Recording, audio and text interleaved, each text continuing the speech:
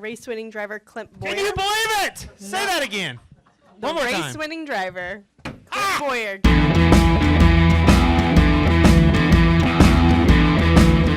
Hello and welcome into this week's edition of the Monster Energy NASCAR Cup Series Rewind Show right here on Racing News Now. As always, I'm your host Garth Allen. Thank you once again for joining me tonight. If this is your first time catching a Racing News Now video, welcome. This is a channel where we discuss lots of motorsports, namely NASCAR, ARCA, IndyCar, and Formula One. We do plan to broaden that scope eventually, but for now, that's what we cover. And first off, before we get into anything tonight, I want to personally apologize for this getting out as late as it has tonight. We had a bit of a power outage this evening at the RNN studios that conveniently started just before the end of this race. Lasted a little over 8 hours, so couldn't really do much this evening. So we're getting it out as quickly as we can, albeit late. I would have liked to have had this out a long time ago, but we're getting it out, and that's the important thing. So we'll start off with the recap of today's race, that being the 50th annual FireKeepers Casino 400 from the 2-mile Michigan International Speedway. Rain-shortened event. That sounds familiar. Same thing happened yesterday in the Xfinity race. Got started late, about 2.5 hours late due to rain. And we did not make the scheduled distance. 133 laps were all we could make it before the rain showed up again. 266 miles of the scheduled 400. And we will start off with the initial green flag. Kurt Busch and Brad Keselowski starting on the front row for this one. Kurt Busch would lead a lot of this race. He led 46 laps total in this one. That was the second highest amount in this race. His teammate Kevin Harvick barely beat him out for most laps led in this race with 49. 8 total cautions on the day for 30 laps. Competition caution at lap 27 just to check tire wear because of all the rain that had washed the rubber off and all that fun stuff. Shortly after the competition caution, first caution for an incident on the day, that being at lap 37 for Bubba Wallace and David Reagan getting together off of turn number 2. And the other caution in stage 1 was at lap 58. Matt Kenseth taking a spin off of turn number 4. Stage 1 concluded lap 62, and your stage 1 winner was Ryan Blaney. Stage 2 had an incident coming off of turn 4 between Daniel Suarez and Paul Menard. That brought out the caution at lap 67. Lap 87, Kyle Larson takes a spin off of turn number 4. Slides it down through the front stretch grass. Stage 2 concluded lap 122. Kevin Harvick was your stage 2 winner. And this is when things started to get kind of interesting because we knew the rain was getting close. We knew we probably weren't going to make it to halfway, but the thing with the rain was it was a bunch of pop-up stuff. So it would form, and then it would disappear, and then it would reform. So we weren't really sure when it was going to hit, if it was going to hit. And that was the big question as we got into stage 3 was, should you play the fuel mileage game or the whatever game to try and outlast the rain, or should you just race the race like normal and hope it goes to the end? Well, as we get down close to what we would call the end of the race, we see here Clint Boyer took 2 tires on the stage 2 ending caution, came out with the lead in front of his teammate Kevin Harvick, and as you can see here, takes the lead, and this would end up being the final pass for the win, as Ricky Stenhouse spins it off of turn number 2, getting together with Casey Kane lap 130, and that would be the caution that would end the race with Clint Boyer out front. And Clint Boyer would pick up his second victory of the season, which we always love to see because Clint Boyer, as we know, has probably the best personality in the Cup Series garage. And it is always fun to see him win because you never know what he is going to do. So that was fun to see. Results for the day, as we said, Clint Boyer wins the race. His teammate Kevin Harvick coming up just a little bit short there in the second position. As we said, Harvick led the highest number of laps on the day at 49. Teammate Kurt Busch coming home in the 3rd position. The first time in the history of Stewart-Haas Racing they have had a 1-2-3 finish in a race. So congratulations to Stewart-Haas Racing on that. Rest of your top 5, Kyle Busch and Paul Menard with a strong top 5 finish in that number 21 Wood Brothers Racing Ford. Rest of your top 10, Brad Keselowski, Joey Logano, Ryan Blaney, Chase Elliott, and Jamie McMurray. Of note, 7 of the top 10 were Fords in this race. An absolute domination out of the blue ovals on this day. It was really hard for anybody else to keep up with those Fords. They had the field covered in this one between the Stewart-Haas Fords and the Penske Fords, and you can kind of lump Paul Menard in that Wood Brothers car into the Penske Fords as well, given that that's more or less a Penske car as well. 11th through 20th, Eric Almirola comes home in the 11th position, that 4th Stewart-Haas Racing car. 11th, not quite indicative of where Eric Almirola ran throughout the day. He had a good car and a good run going. Just unfortunately was caught up in traffic at the end of the race and couldn't quite get the finish that I think he deserved. They had good enough cars that I think if circumstances had fallen right, it would have been possible for a 1-2-3-4 finish for Stewart-Haas Racing if Eric Almirola could have gotten up there. I think he was very capable of it, and so was his car. Denny Hamlin comes home in 12th. William Byron 13th. Michigan's own Eric Jones in the 15th position. Disappointing day for Martin Truex Jr. comes home in the 18th position. Bubba Wallace, we saw his issues earlier. That happened very early in the race, rebounding for a 19th place finish. And another disappointing day for Jimmy Johnson, comes home in the 20th position. 21st through 30th on the day. Not a lot to talk about on this list. Kyle Larson, obviously of note there in 28th. Had a fast car. I mean, he's always fast at Michigan. We know that. He had won the last 3 Michigan races coming into this one. Car was a little off today. Wasn't quite as fast as what we've seen out of him in Michigan in the past, but he did finish 2nd in the first stage. So there was some speed in the car, and I think if he hadn't had his problem off of turn 4 there in the 2nd stage, we might have seen something out of Kyle Larson. I'm not really sure what we would have seen, but we would have seen something. Ricky Stenhouse, we saw his wreck late, comes home in 29th, and Daniel Suarez, we also saw his issues. 30th on the day for Daniel Suarez. 31st through 39th, Matt Kenseth. Again, we saw his issues. His final race in that 6 car until September. Trevor Bayne returns at Sonoma in 2 weeks. 33rd on the day for Matt Kenseth after his spin off of turn 2.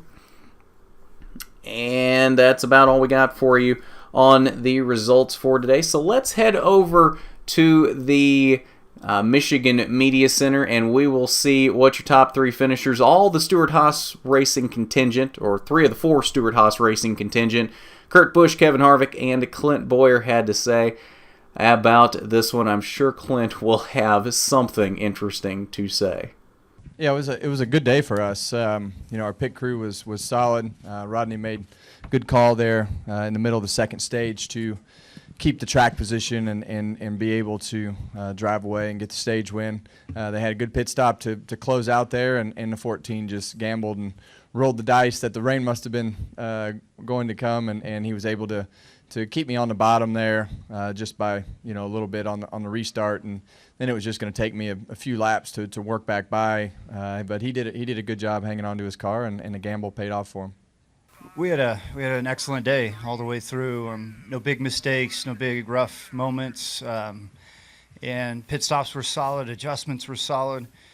Restarts, I'd say 3/4 of the time I was on the inside lane, so that might have been a little bit where we were pinned down. But you have to make do with what you have and how the chips fall. And so I'm happy with our effort today. And to finish 3rd, rain short, and of course you always want to go back racing again. But to see the 2 cars in front of me at the end, the 4 and the 14, that's a big day for Stewart-Haas Racing. It's very special to finish 1, 2, 3. I tried to get to your outside when we were on the track, maybe get a picture with 14, 4, and 41.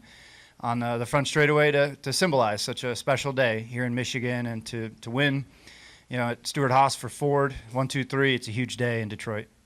So That's the Army. That's the Army that Tony and him assembled, orchestrated from Brett Frude and Greg Zipadelli. It's just so much fun to be in this equipment. Last year was a shocker to me. It was frustrating. You get this opportunity, you're thinking, boy, we got him. I'm back on the map. And it just didn't happen. Mike and I didn't have that communication down. Our cars weren't really good all the way through. The 4-car was good, hit and miss here and there, but collectively, all 4 cars weren't that good. Zipadelli and Brett made some personnel, change people around and put those pieces of the puzzle together differently this year, going into this season. And I mean, it's go cat go. Literally, being with the manufacturer of Ford, being with Roush Yates engines and that horsepower under the hood, it's just a deadly combination. And then you get to race against teammates like Kurt Busch, like Kevin Harvick, and to be back, and the communication side of it, the competition meetings and things like that, the things you talk about now, we're all talking the same language. It's not, I'm loose this week. Well, I don't know. I was kind of tight this week. It's everybody's fighting the same things, and we collectively across the board with all 4 cars are having those same conversations and getting better and better and better every single week with Stewart-Haas, and it showed. 1, 2, 3 was awesome. Always fun to hear from Clint Boyer. He's always very entertaining, as well as very good with words. He knows how to explain things. He knows what he wants to say, and he gets it out very well. I love listening to Clint Boyer on multiple fronts. He's always fun to listen to. So let's look at the Monster Energy NASCAR Cup Series playoff grid before wrapping up today. And, of course, as we see here in the winners column, obviously Clint Boyer now bumps up to 2 wins, joins Martin Truex Jr. in the 2-win category here. Not many other position changes here. Ryan Blaney jumps up 1 as Kyle Larson falls 1. Alex Bowman moves back into the playoffs in 16th, now 4 points above that cut line, above Ricky Stenhouse. Paul Menard, though, getting very close here to the playoffs. If you remember, he was 30 points back last week. He is now tied with Ricky Stenhouse for 17th, 4 points below the cut line. That is a huge jump for Paul Menard, but as we saw, he finished 5th this week, so not a huge surprise that he would jump that much in the playoff grid this week. Paul Menard, I think, really kind of setting himself up now, even if he doesn't win a race, as somebody that I think could definitely get in the playoffs and could jump in here and surprise a few folks. But the question is, who does he knock out? Because every one of these 16 drivers that are in the playoffs right now deserves to be in the playoffs. I can't pick out one driver that does not deserve to be in playoff contention. There's a few of them that obviously deserve to be more in playoff contention than others, and there's obviously guys that I think you can look at and will probably definitely be in the championship for unless something weird happens. But overall, I think you can look at this and say these more or less are probably the 16 best drivers in the Cup Series right now. And obviously, that's not rigid. I mean, obviously, you could probably throw Ricky Stenhouse. You could probably throw Paul Menard. You could throw all 4 of these guys that are below the cut line and maybe even a couple more into that conversation as the 15, 16 best drivers in the Cup Series right now. So it's very interesting how close this battle has become at the cut line right now. You've got 4 points between 3 drivers. And Eric Jones is not very far up there either. He's only 19 points above the cut line, so he's definitely not safe at this point by any means. Chase Elliott's only 35 points above the cut line. That's less than 1 race. And we saw Paul Menard make up 26 points in this race. So it's not out of the question that Chase Elliott could lose that many or more points, and all of a sudden he's right down here in the thick of this cut line battle with these guys. So none of this is set in stone at this point. I know we're getting closer to the playoffs. We're into this summer month stretch here where the playoffs start to get a little more solidified. And I think there's definitely some guys in here that even if they don't win, you can probably say are pretty solid right now. I think you can definitely say Brad Keselowski, Kurt Busch, probably Denny Hamlin, probably Ryan Blaney are all pretty solid in here. Kyle Larson and Eric Almirola are getting there, although I don't necessarily want to say they're solid yet, because it just takes a bad race or two for them, and they're down here in this battle as well. But overall, most of the playoff grid seems to be solidifying at this point. Now, what throws a wrench into this is if one of these guys outside the playoffs wins a race. Let's say Jamie McMurray wins a race. Let's say Paul Menard wins a race. Then you've got a whole different conversation here. So it'll be interesting to see that going down the stretch. But I think that's all we've got for you tonight. Again, I want to apologize for this getting out so late. We're getting it out as quickly as possible, but with that power outage we had earlier, just can't do anything about it. So I want to apologize for that, but we're getting it out for you as quickly as possible nonetheless. So that will do it for us tonight. If you haven't done it already, hit that subscribe button and ring the bell for notifications so you don't miss a thing from racing news now. And hit that big thumbs up button if you like the video. It is much appreciated when you do. So with that, this has been the Monster Energy NASCAR Cup Series Rewind Show. I'm Garth Allen for Racing News Now.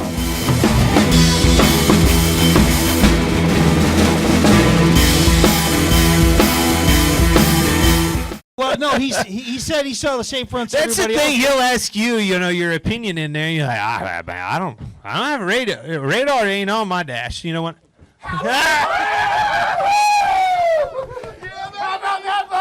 Damn it!